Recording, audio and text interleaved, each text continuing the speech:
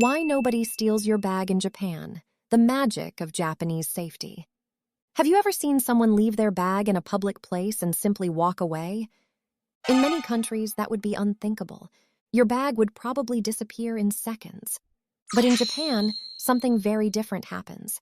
People leave their bags on train seats. Students forget their wallets on the street. Office workers drop their phones on the train. And most of the time, they get them back. To many visitors, this feels like magic. But it's not magic. It's the result of culture, social systems, and a deep sense of responsibility that has been built over hundreds of years. Today, let's explore one of the most fascinating aspects of Japan. Why nobody steals your bag in Japan. The food court test. Imagine you walk into a busy food court. Hundreds of people are looking for seats. In many countries, people might leave a napkin or a receipt to reserve a table. But in Japan, people leave their bags, their backpacks, their laptops, sometimes even their wallets. They simply place their bag on the table and go order food. And when they come back, the bag is still there. For many foreigners, this is shocking. Some tourists even take pictures because they can't believe what they're seeing. Leaving your bag unattended in public is usually a bad idea anywhere in the world. But in Japan, it's normal. Why? Lost items almost always come back. Japan has one of the highest lost and found return rates in the world. If you lose your wallet in Japan, there is a surprisingly high chance you will get it back, cash included. Every year, billions of yen in lost cash is turned into police stations. Tokyo alone receives millions of lost items each year: wallets, phones, umbrellas, train passes, and many of them are returned to their owners.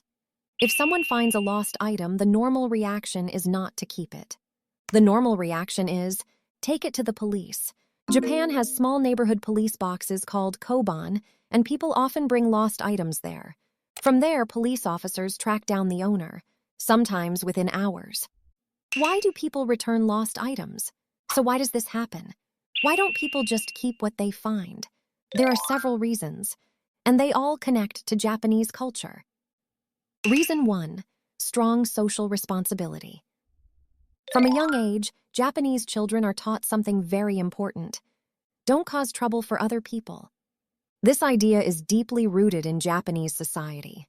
If someone loses their wallet, keeping it would create trouble for them. So returning it is the natural thing to do. It's not seen as something heroic. It's simply the correct behavior. In fact, many Japanese people would feel uncomfortable keeping something that doesn't belong to them. The feeling of guilt would be stronger than the temptation. Reason 2. Trust is part of society. Japan operates on a very high level of social trust. People generally assume that others will follow the rules. This trust allows everyday life to function smoothly. For example, in many Japanese neighborhoods, bicycles are left unlocked. Construction sites sometimes leave equipment outside overnight, and convenience stores sometimes leave products outside the shop. In many places around the world, this would be risky.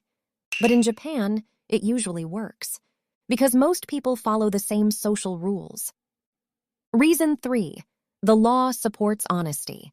Japan also has a legal system that encourages people to return lost items. If you find something valuable and turn it in to the police, you may receive a reward, usually around 5 to 20% of the item's value. If the owner never claims the item after a certain period, the finder may even become the legal owner. So returning something is not only morally right, it can also be legally recognized. But interestingly, many people still refuse rewards. They say things like, "I just did what anyone would do."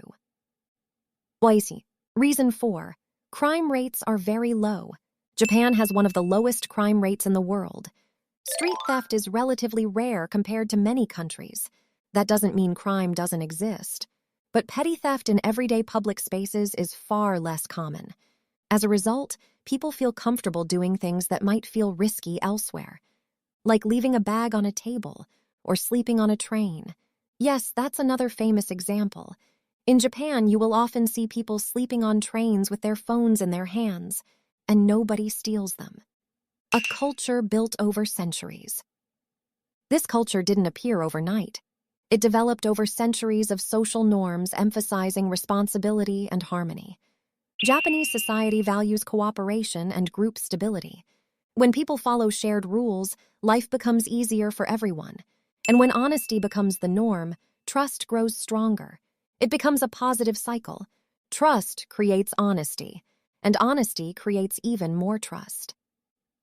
When visitors experience this, many visitors to Japan experience this phenomenon personally. They lose something and expect it to be gone forever. But then they receive a call from the police. Your wallet has been found, sometimes with every coin still inside. For travelers from countries where theft is common, this can be emotional. Some people even say it changes how they see society, because it shows what a high-trust society can look like. But is Japan perfect?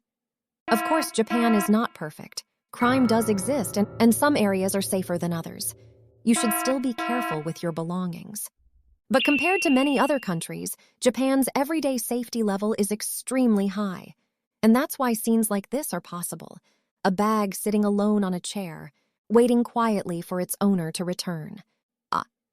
The real magic. So the real magic of Japan's safety is not magic at all. It's something more powerful, a shared understanding, a quiet agreement between millions of people that honesty matters, that other people's belongings deserve respect, and that society works better when people take responsibility for each other. When visitors see a bag left alone on a table in Japan, they might think it's reckless, but in Japan, it's simply normal. Final thought.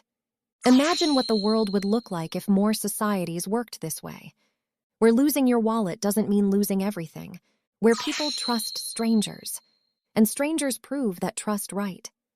Japan shows us that this kind of society is possible, not through magic, but through culture, trust, and everyday honesty. Thanks for watching. If you enjoyed learning about Japanese culture, don't forget to like the video and subscribe for more stories about life in Japan. See you in the next video.